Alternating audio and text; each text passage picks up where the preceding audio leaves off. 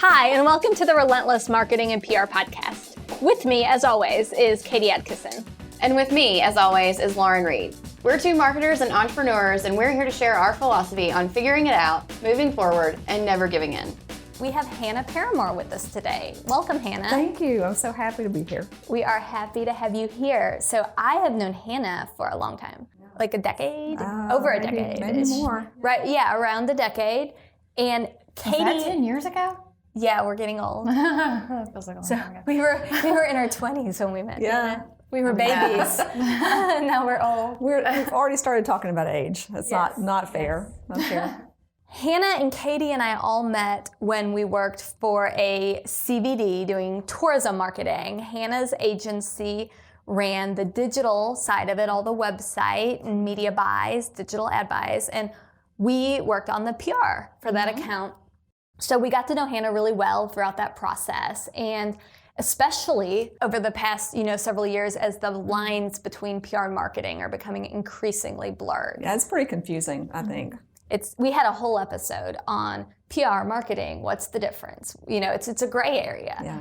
So And then overlapping digital and then digital is that has completely changed the dynamic of the industry.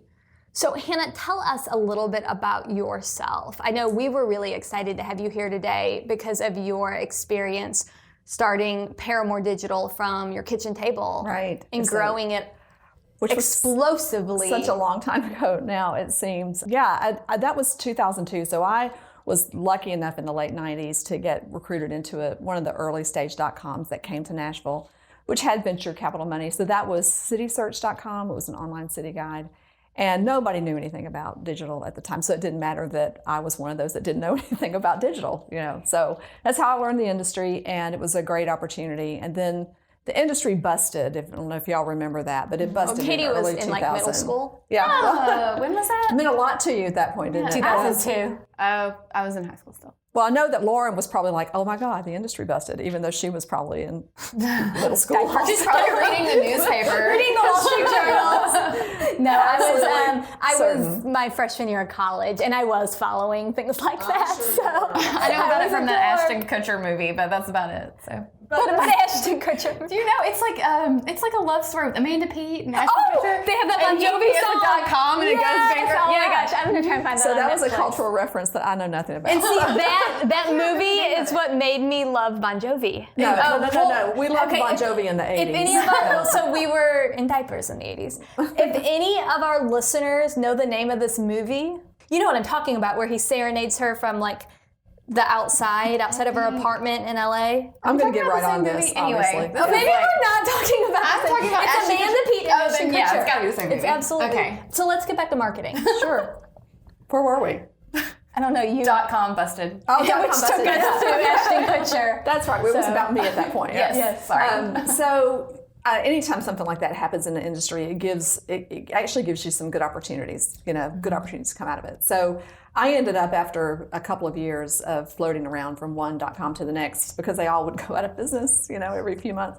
I decided that was stupid. That I, would never tie my fortunes to some other startup.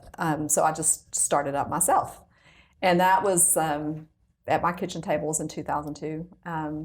And so that grew into a digital agency, which was a new type of company. At the time, there was I don't even know if people were I wasn't using that word. I didn't use that term for a while. What did you call it? A marketing agency? Actually, I think our first name was online marketing. Yeah, it's something online marketing. I don't even remember. But it took a while before I actually called it a digital agency. That was probably around 2007 or so. But we grew to about 30 employees and several $1 million in revenue a year. And of course, that was more than I ever thought would would do. But we didn't have any plans. I had no goals because I was just working from project to project for a while. So it was a great opportunity for me. And then I sold it in 2016. So just right at 3 years ago now, I had the opportunity to exit, and which is another thing I didn't think would ever happen. So you might think that I'm not very strategic at all because I didn't know I was starting a business. I didn't think I would ever sell the business, and both of those things happened. Right. Well, I think Really you did positive. not think those things were going to happen, but knowing you and working with you,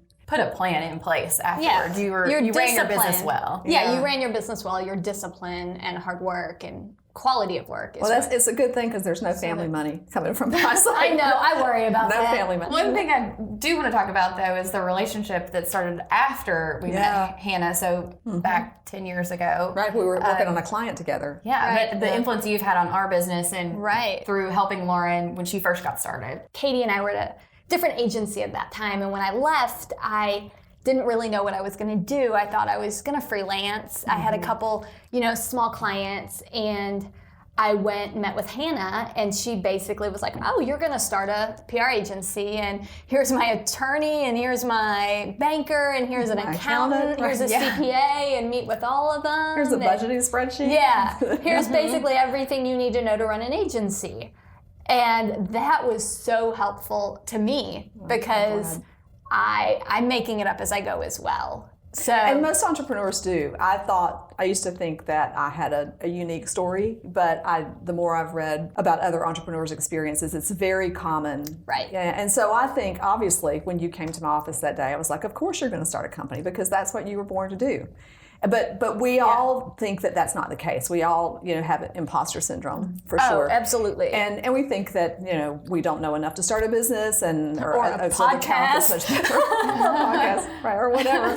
And we still feel that way. You could be in business for a long time and you still feel that way. So, there were people who helped me. I didn't even know what a change order was. I had never worked for an agency when I started my company. I love that. I had never even hired an agency when I started my company. So I didn't know that that's what we were doing.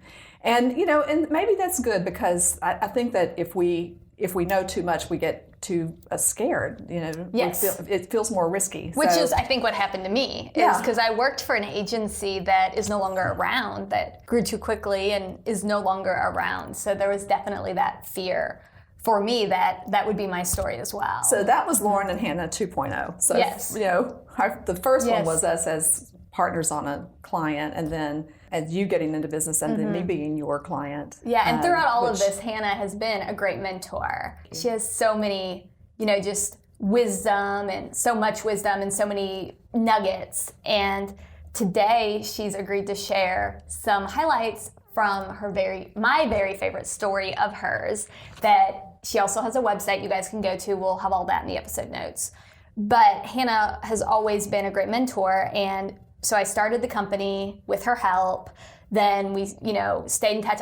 You actually hired us. We did. We That's hired right. you on a lot of different things. Yeah. So we actually did the PR for Paramore Digital for your agency.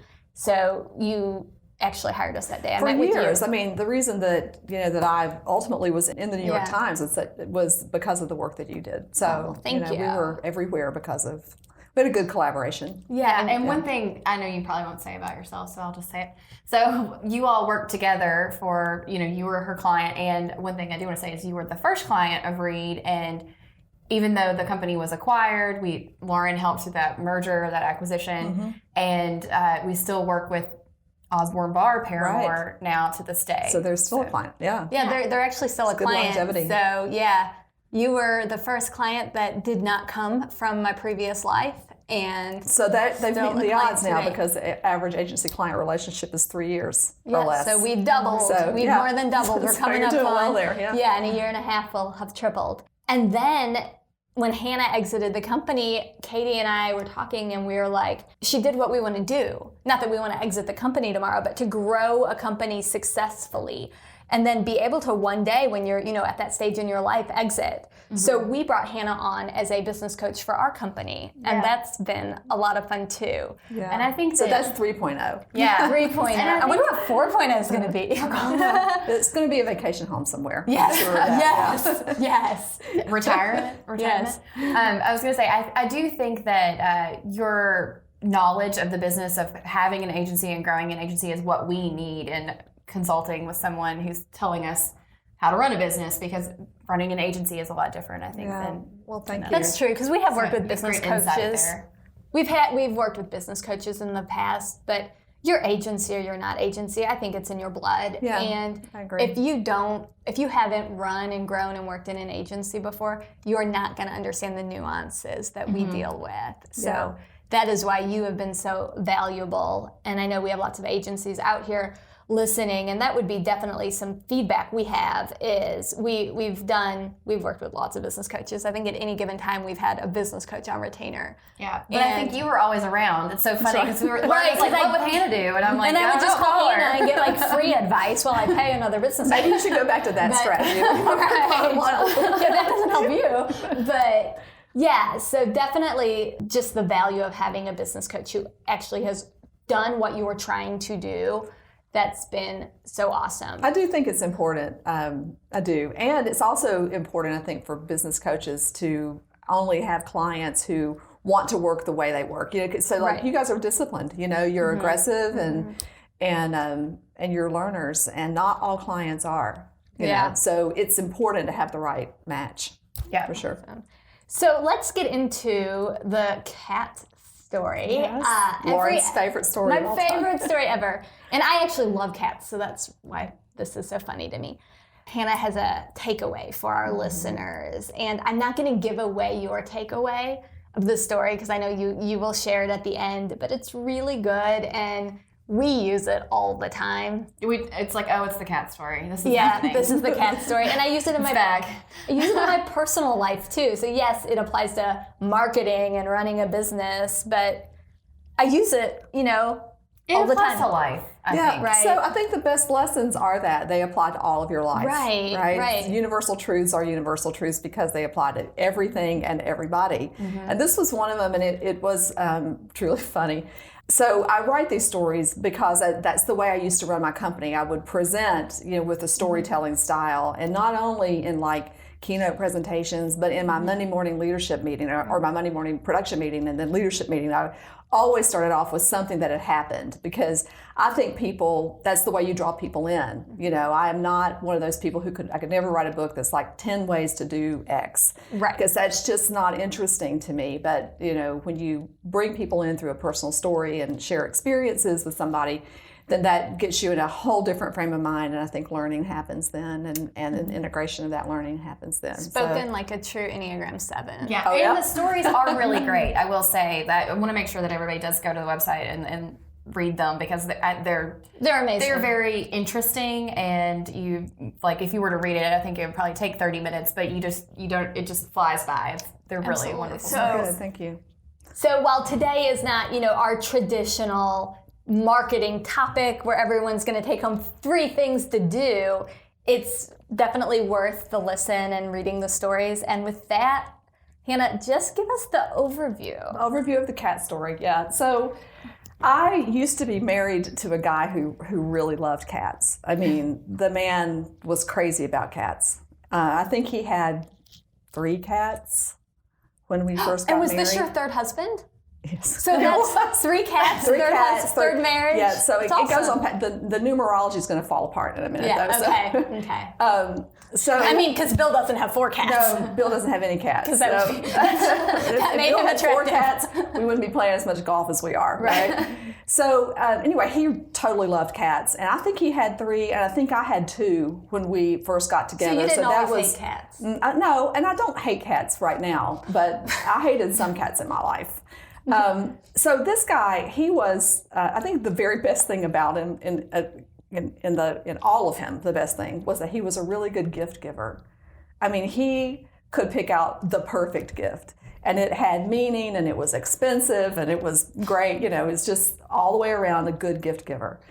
But I was not really a very good gift giver. I think I'm creative, and for some people I can give good gifts. But for him, I just always it just fell flat for me. Maybe it was just that I was busy, or I don't know. But I just didn't ever give him good gifts. Well, our birthdays were 1 day apart. Mine was on the 12th of November, and his is the 13th of November. And then I'm the 14th. And you're the 14th. Aww. See, that's 3. There's another 3 right there. There, 3. Mm-hmm. So on my birthday one year, we went out to lunch, and it was in Green Hills. We were in this little strip center right next to the cat shop, which was a shop that sold all things cats, you know. Including cats. Including cats, Is right. this shop still around? It's around somewhere. Okay. Wait, but it's is not- it the visit one that it. moved to Berry Hill and then closed down? I have no idea. There was a might cat be. shop in Berry Hill. Well, I can tell you why. So it had cats, but it also had like everything that you can imagine in your life. They just put a cat on it. So like a can opener, there's a cat on the can opener. It's for a special kind of person. There's a brush, it's got a cat on it. There's a pillow, it's got a cat on it. I don't know why anybody needs all that stuff. That kind of person is actually my sister. So we go in and we're just walking around the cat shop, and there's this little white cat with a black and gray striped tail. He would technically have been called a dilute calico. I found this out later. Pause. Why'd y'all go into the cat shop? Because it was my birthday and it was right there, and I knew he loved cats, and I'm like, let's go in the cat shop. There was no other reason. Okay, you weren't going to find a cat spatula or something. No. No, I don't want a cat spatula. No, I don't want a cat spatula. So we're walking around, and this little white cat starts following him around the store, and he said, I've always wanted a white cat. Why don't I have a white cat? Now listen, we had 5 cats already, we had 5, but we did not have a white cat. That's a long time. I immediately got this great idea. I'm like, I'm adopting this cat for him for his birthday. So you haven't seen the marketing that goes, it's probably going on right now all around Christmas, and it's like, pets are not gifts. Right. Now I know why. I know exactly why. You want to cause that marketing campaign. Oh, my God. So anyway, I go to the lady who owns the store, and I said, can you tell me about this cat? I think we might want to adopt this cat. We're cat people, And she goes, oh, are your cats indoor or outdoor cats? And I said, well, they're both. And she goes, well, then you can't have that cat. And I said, well, why not? And she said, well, because the owner of that cat, because they were up for adoption, so they actually belong to somebody else, not the store, She said the owner of that cat won't let it be adopted to somebody who's going to let it go outside. But it lives in a store. Right. So I was like, oh, well, I didn't even know that I was taking a test, but obviously I was taking a test and I failed it. So I was dejected, So we went home and I was like, damn it, that would have been so perfect. So I got a plan. Because no one tells Hannah no. Fell into place just like this. So just a little bit before that, my this lady who, I love this, her daughters were my kids' cousins, and she used to be married to my ex-husband's brother. Yeah, and I've heard this probably a dozen times, and I still can't connect that. She's my ex-sister-in-law. So she's the mother of my children's first cousins, and she used to be married to my ex-husband's brother. Got it. So yeah, it's my ex-sister-in-law. I'm from Kentucky, and that's hard for me. That's hard, isn't it? Yeah. She's not my grandfather, though. So anyway, she had just recently moved back to Nashville, and she worked right across the street from where the cat shop was. So I'm like, Beth would do anything, for me. So I called her. I was like, Beth, I need your help. I need you to go adopt this cat. And she was like, okay. Because they wouldn't adopt it to me. I'd already told them that I was going to let him outside. So the next day, I said, Beth, I'm going to call him. I'm going to tell him you're on the way. So I called the cat shop and I said, I was in there yesterday. I love this little white cat with the black and gray tail. Do you still have the cat? I want to come adopt the cat. And she says, yeah, he's here somewhere. And I said, okay, I'll be right over. My name is Beth Rhodes. So that's line number 1, So Beth goes in there to try to adopt the cat, and the woman looks at her and goes, you've never been in here before. Lady's very sharp. She knew that I had said I was Beth and I'd been in there yesterday, and she knew she'd never seen that girl before. Well, what unfolded over the next... you were probably only visitor to the cat store that week. Yeah. So that's probably true. But what unfolded over the next 6 or 8 hours was, it's like a movie script. So she rejected Beth right out of the gate. She said, I can't find the cat. You're going to have to come back later. Beth comes back later, and she says, well, I don't have time to do the paperwork for you right now. And so Beth is rebuffed again. She goes back the next morning, and the lady says, well, you're going to have to sign a contract. And then Beth goes, we're so excited because our cat just died of leukemia, and I promised my daughter that I would get this cat for her birthday. In fact, we're going to go ahead and have him declawed and everything. And she turns and looks at Beth and she says, well, then you can't have that cat. So Beth was like, why? You got to be kidding me. She said, because the owner of this cat won't allow it to be adopted to somebody who's going to declaw it. And Beth goes, well, fine, I won't do it. And then the lady says, well, listen, there's 2 adult cats at the Williamson County Humane Association right now that are going to be put down today, and both of them have been declawed. Why don't you go adopt one of those cats? And Beth lost it. I mean, she screamed, because I don't want that cat. I want that cat. And the woman goes, well, you can't just have one. It's a kitten. And Beth goes, fine, give me 2. You can't just have one. So we ended up with these 2 cats. So grand total of 7. 7. So yeah, we ended up with these 2 cats, and they were the worst pets you can ever imagine. So the white one had gas. I mean, just such a horrible gas that you couldn't stand to be around it. And he was annoying. He would get on you and bite you. And so we called him Nippy because he nipped at you all the time. So he would nip at your face, he'd nip at your feet. And he just smelled bad all the time. It was just awful. Then the other one we called the Little King because he looked exactly like this old cat that we had that we called Lazo the King. And they were both yellow tabbies. And after about maybe 4 or 5 months, he came home one day and he had this palsy. He had, like, this shoulder was stuck up like this and his head was like, he couldn't turn. It was like this. And I mean, we took him to the vet, and the vet said, oh yeah, this is a really common like virus that cats get, and he'll probably he'll get a little bit better. It's because you let him outside. Evidently he ate. I mean, and I had these nightmares of this, like, millions of these cats walking around, because he was scary looking, because he couldn't even turn his head. It was all messed up. Well, the other cats got pissed off, and they all moved away. All except one. One of them stayed. Moved away. They did. 2 cats with little suitcases. Packed it up and moved out, And his favorite cat, my husband at the time's favorite cat, left, and that cat was old and ratty, and then eventually both Nippy and the Little King left, but not until they had shredded the curtains and messed up the house and run off 5 other cats. It was just horrible. So, we ended up with no cats. It was like 6 months later, no cats in the house at all. Was that your master plan? No, but that would have been a bad strategy. Yeah. Yeah. And the thing that I learned about from that situation was that if you have to try too hard to get a deal done, you probably shouldn't do the deal. Amen. Yeah. And I really, listeners, all of you need to go to hannahparamore.com right now and read that story, because she told us the fun version.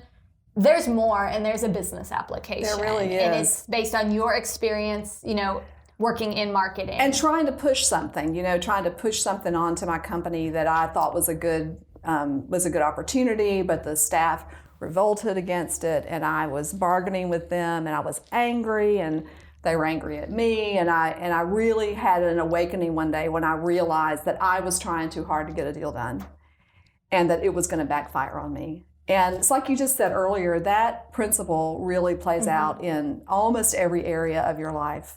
So it's really a principle about boundaries, so when you're negotiating anything, or when you're in a relationship or whatever, you have to know what's the furthest I'm willing to go and still be comfortable.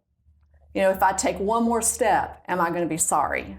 And that is your boundary. And, and this happens so much when you're negotiating a deal at work. So all businesses need clients. All businesses need good employees. But if you try too hard to get either one of those, you end up giving away things that you're going to be sorry. You're going to regret it. Oh, that's happened to us this year. A couple of times, thinking about. Well, don't say the names. I wasn't going to. I just meant thinking about in hiring decisions where we've really wanted someone, and right now it's such a tight labor market. It's hard to come across good talent. We're going to work hard. We really want this person, and then we started. I think we even said this on the phone. Bending over backwards. We were like, ooh, it's starting to feel a little like the cat story. Yeah. But then we were already in it. Right. And then it all worked out for the best. The best. Right. But I remember that situation. Yeah. I do. I remember that situation. The cat story. I mean, that just, the language, we can say the cat story among our leadership team, and we don't need to say anything more. We all know what we're talking about. Which what you just modeled right there was shared learning. how Yes. important shared learning is in a leadership team. Right. That's why you should read the same books. That's why you should have leadership meetings where you talk about these topics, where you share with each other what you've learned. Because when a team has shared learning like that, then you communicate with just shorthand. Right. Yeah. You don't have to explain yourself a whole lot. But the issue of boundaries is it's universal, and it's both personal and professional, and it really takes you being disciplined enough and true to yourself enough. I didn't know until I was like 50-something what being true to myself meant, and that is understanding my own boundaries. And so maybe that's why I've been married 4 times, maybe. It took all 4 of those to understand that boundary. I don't know. One of the things that I do that helps me when I'm trying to make a decision is I write about it.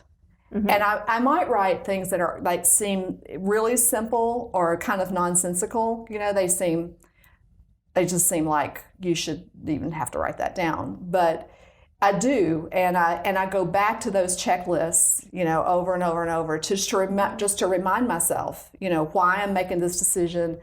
I'm a deal maker by nature. I'm a deal maker, and so once I start a deal, I want to finish the deal. I want to win the deal, Right.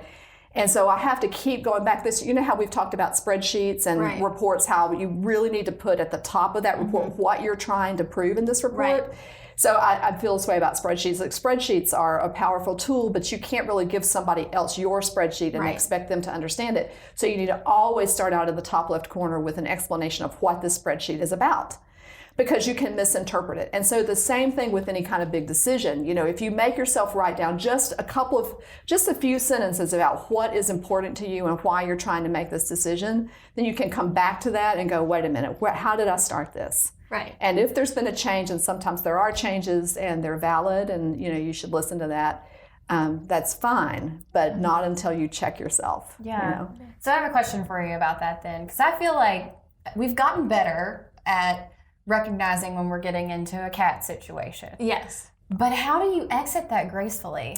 That seems difficult. Yeah, well, maybe after the 3rd lie that we had to tell to adopt a cat, we should have probably pulled back. Mm-hmm. So I will not lie to do any deal is probably a good boundary, right? Great boundary. And so probably always the truth should be a good boundary. That's a good question, because sometimes you've gone so far, you've put a lot on the line. Mm-hmm. And they have to. It feels like you're both invested. You feel invested. So I will just say that truth always wins. Right. It always does. And when you know the truth and you don't act on the truth, you'll always regret it. Mm-hmm. It always wins unless you're not willing to lie to get a big account when others are saying, like, we'll give you this big account team. And we're always very honest to, like, no, here's what we can do for this budget. And so we feel like sometimes we miss out because we're not willing. Yeah, so sometimes I get that too, because But yet, had we lied, like, we'd be miserable on that account. We'd be so overextended. You would always regret having stretched yourself too much to get that account, because you would feel like you were afraid they're going to find out the truth. Right. You would always have that guilt about what you had represented that you're not delivering, even if you are delivering the result they need. Mm-hmm. And I get it. I mean, we came up against big competitors all the time, and they would make those promises of having a room full of developers that would be on their project. And I'm like, they might have a room full of developers, but you're going to have one guy. Yeah, that's all you're going to have. It's not, you're not going to have a room full of developers developing this site for you. Right. It's hard. I think one of the hardest things in business is competing fairly and helping the client to understand, what is apples to apples comparison. It's very, very difficult in our business environment. Mm-hmm. Right. And it's not going to set you up for success if you are crossing those boundaries to get into the deal. It just, like your story says, it's just going to be a miserable relationship and not last that average of 2 But or 3 I have years. a lot of respect for y'all for the way that you stick by your principles of not responding to RFPs. And also of calling clients when they're out of scope. I've heard y'all talk about it many, many times. You do. So you're really good at that. You have an internal discipline, like just the two of you, and Jenny also are very disciplined people, and you've brought discipline into the way you make decisions at your business too. And we're not perfect, so we are going to blow it. Sometimes we are going to blow it, and every time we blow it, the thing that we're supposed to do with it is learn the lesson. Mm-hmm.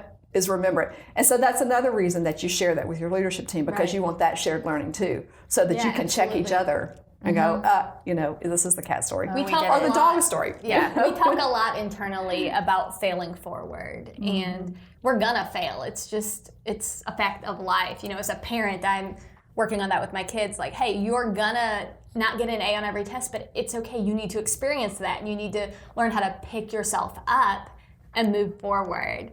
And like you said, we're all going to make mistakes, but it's what did we learn from it and how do we proceed? That is really key. It's fun segment time, and today we're going to do Save Those Tears. And Hannah, we've worked with you on this a lot over the last few years. Generational challenges. I know you're of a different generation than Lauren and I are, and we're even, we were just talking about like mega millennials and what's the difference there. And I think people get a little like into that with generations and talk about they pigeonhole, continue to stereotype. Yeah. But I do think there is some truth to the fact that just there are issues when it comes to having people of different generations working together. So I wanted to talk to you about your experience there. I know you had said to us before, talking about how you had to sort of step away and create some boundaries again for yourself in the business, managing employees and knowing that you can't please everyone, but could you talk to us a little bit about that? Sure. And then I'd love for you to also jump in on being, your generation, you're like a really young baby boomer. Right. I said young. Yeah. Running a company with, several millennials and Gen Xers, but also I'd like to hear from the perspective of marketing to millennials because, we have a lot of people who come to us because they love that we're millennials marketing to millennials, right? But did you get some flack the other way? Yeah. I don't remember that, but I'll think about that while we're talking about it. So I'm not sure that there's enough time in the entire podcast universe for me to talk about the way I feel about millennials, but I'll try. So now I love them. I have obviously a love-hate relationship with the whole millennial generation. I have 2 kids that are millennials. They're in the younger parts of the millennials. But what my experience was that when I started Paramore in 2002, that was about the time that the first class of millennials was graduating from college and going into the workforce. Yeah, because I graduated in. Oh, did I graduate high school in 2001? Yeah. Never mind. So Sorry. it was those first 2 or 3 years is when they actually started coming out and into the workplace. That band of the millennials is different from the later ones, very different. But so for 15 years though, they came just like tromping right through my company. For 15 straight years. I saw it, happening from the beginning. I didn't know what was happening until about halfway through, and then I'm like, it's the fucking millennials. Excuse me.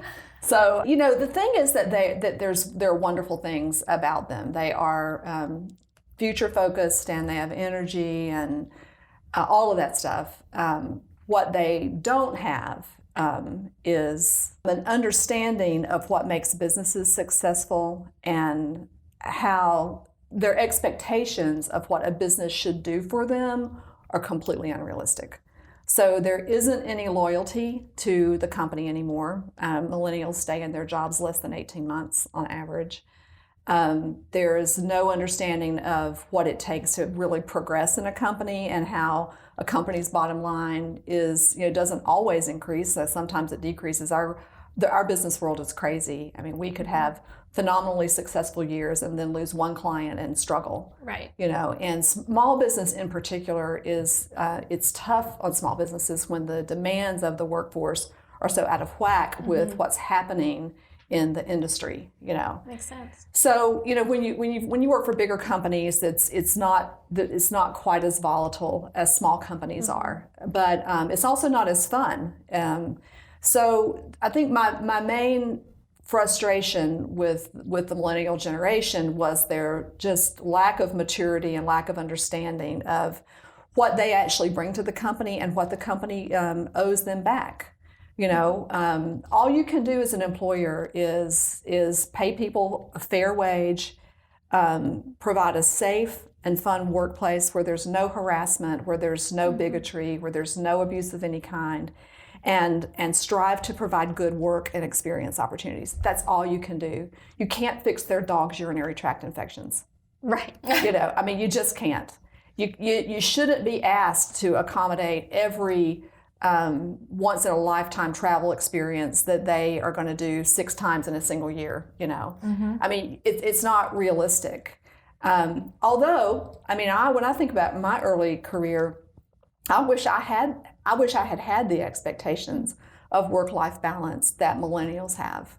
It's very hard for small companies to provide it. It's probably even harder for large companies to provide it. But all companies are trying to move that way. And I have a serious concern about what that's going to mean for corporate America, over the next 15 to 20 years. Because I don't believe that you can build a team virtually. I mean, especially in the creative space anyway. I think there are a lot of industries that you can. You need collaboration. And as the leaders of a company that are full of millennials, even if you are one, which you are, the thing that you need to do is to model the behavior that you expect from them, right? So if you're not ever together to model that behavior, then it's very difficult. They're home, in their pajamas working. And it's not efficient. It's not efficient. Right. I agree. So again, I think some industries can do it. I don't think the creative services industry should do it very much. Not if you're trying to build a team and you're trying, especially in an emerging industry or in all of marketing and communications right now, there's so much change that I feel like you need to be together. So they may have enthusiasm and they may have ideas, but what they don't have is discipline and business acumen. They don't know how to treat a client. They don't know what it means to lose a big client, because for them, clients and work just magically show up on their desk. Like for you, you know what it's like to go and compete for it. So I have a question though, because I've often wondered, I know some of the things you're saying resonate really well with me, but they don't have the business acumen, this, that. I think that is standard of anyone right out of college in their first job. So I've often wondered, were the boomers talking about Gen Xers when they were in their first 5 years of their career? I think they probably were. I think they probably were, although there are generational characteristics. But we didn't have social media then for it to go viral that Gen X sucks. That's right. And also the internet in general and social in particular has broken down the barriers internationally between different cultures. So this is actually the first generation that is a truly global generation. True. So because we share information, we consume the same media, we consume the same entertainment, and that didn't used to be the case. So it's an international culture now that we've never had before in any generation. And if you think about the experiences of like the greatest generation and the silent generation who came after them, and then the boomers, there was wartime and depression, economic hardships. And then information was held closely by the people who created the news, or it just wasn't distributed like it is now. So their exposure to those things was not as great. Right. So people came into their jobs maybe not ready to lead the company. We don't expect that. They didn't expect that then. But they came in knowing that they were committing to this company. And they wanted to work. Their worlds were smaller. And so with millennials, there's so much, they've been told for a long time that they're going to run the world. They've been told that they're the smartest generation. They've been told to expect unreasonable salaries right out of school. And so we've done that to them, the parents who wanted to make things easier for them. I mean, the thing that we shouldn't do as parents is try to make our children's lives as easy as possible. Right. We should not do that. I mean, I did it, you're doing it, but we shouldn't do it, because when you make things that easy on your kids, you're depriving them of the personal learning, and you're taking away key character building experiences. And that character is what they bring into the workplace. So you're raising a terrible employee, when you are making things too easy for your kids. That's why I love when, I hear people complain about millennials. It's like, I wonder who raised them. Yeah. Oh, wait. Yeah. But no, we see a difference. We see a difference. So as far as back to your last question which was about marketing to millennials, I can totally see how millennial-run companies will probably have more success in marketing to millennials. But I think that the difference is technology. So the generations before you, we had to learn technology. I mean, I was 38 years old when I got my first job in the internet industry. And at that time, I had been on the web one time at home. That's crazy. I had a 14 we're floor not even- modem at home. We're not even that age now. Like when Hannah was our age, she had only been on the internet once. One time, yeah. Once. And then I got that job as being marketing director for citysearch.com. And thank God it didn't matter, because nobody had any experience in it. So for some reason that industry just fit me. I just understood it organically from the beginning, and thank goodness, because there wasn't any training on it at all. Your expectations of how you should communicate and the cultural references that are so prevalent around the world, and the culture is just so much more open than ours was because of the ability to share information. Right. So our employees all know that, let's say in Denmark, they get something like a year of maternity leave because we have a partner agency in Denmark, and we're, as a small business, not required to provide any paid maternity leave. We do because I feel it's the right thing to do. We pay, maternity leave in full, but it is, you didn't know when you were having kids. Did you know what was going on in Denmark or Sweden? I probably didn't know there was a Denmark. I mean, quite honestly, I didn't know that Sweden and Switzerland were two different places till I was almost 55. Really, Switzerland's amazing. I've never been to either. We're going back in a few years, so you should come. I've been to Switzerland. We're going back to take my son skydiving, actually. Oh, that'd be I'm fun. going to go for I've been hot air ballooning there go. in Switzerland, but not How skydiving. old do you have to be to go skydiving? I was thinking. Well, in Switzerland, it doesn't matter. It doesn't matter. An 11-year-old went when I So went. you get a full maternity leave, but it doesn't matter when you push your kid out of an airplane. Exactly, because you had a year at home with those babies. That's right. That's all they needed. Thank you, Hannah. We're at time, but we're having so much fun, listeners. We're sorry you can't be here with us, but we're going to keep on going. We're at time for today, but you can check out our bonus content on our website and on wherever you download this podcast. We're going to talk about mentors and the importance of them, particularly women mentoring women and lifting each other up. And I'm going to talk about how Hannah has helped me with that through the years. So check that out. Well, thank you again for being with us. Tell us a little bit about your book. It's coming out soon, Great. very soon. Yeah. So tell our listeners where they can find it and a little more about the stories on your website, how to find all of that, because you guys, if you don't follow Hannah already, chances are if you're in marketing, you do and you know who she is. But if not, you really should. Well, thank you for the opportunity. So I did just finish the book, and it's coming out the end of January. I think publication date is January 27th. You'll be able to find it on Amazon in all the different formats. And the title of the book is Business Ownership, The Joy, the Pain, the Truth, a survival guide. Survival guide. Yeah. So I did try to actually turn it into learnings at the end of each chapter so that you could have a takeaway. But basically, I'm telling the story of why you sell a business that you love. Like what happens in the process of business ownership that makes you ready to part with it. Right. Because it is painful, and that's kind of the premise of the book is that owning a business is a continual process of shedding, and it's full of pain. Even when you're winning, you're also losing. You're making painful decisions, you're losing relationships, you lose employees, you lose clients, and even though you are making more money and having more impact than you've ever had, there's so many struggles in owning a business that sometimes it's hard to remember why you're doing it. Right. And that's all I'll say about that because I want you to read it. But I am real proud of it. It's coming out the end of January. I cannot wait to read it. I know I've gotten to have sneak peeks of some of it. But as we've talked about, it's not just applicable to business owners. It's like the cat story, right? There are these universal truths and life lessons. That's true. If you're listening to this and you're like, I don't own a business or I don't own a business yet, check it out anyways, because I think it will really be impactful. And our main takeaway from this episode, like I've said, this is kind of a different episode for us where we're really just talking. But if you got to work too hard to get a deal done, maybe the deal isn't worth doing. Exactly. It's a universal truth. Awesome. Yeah, save your energy for the right deal. Great. Well, thank you again, and we will see you guys next time. Thank you so much.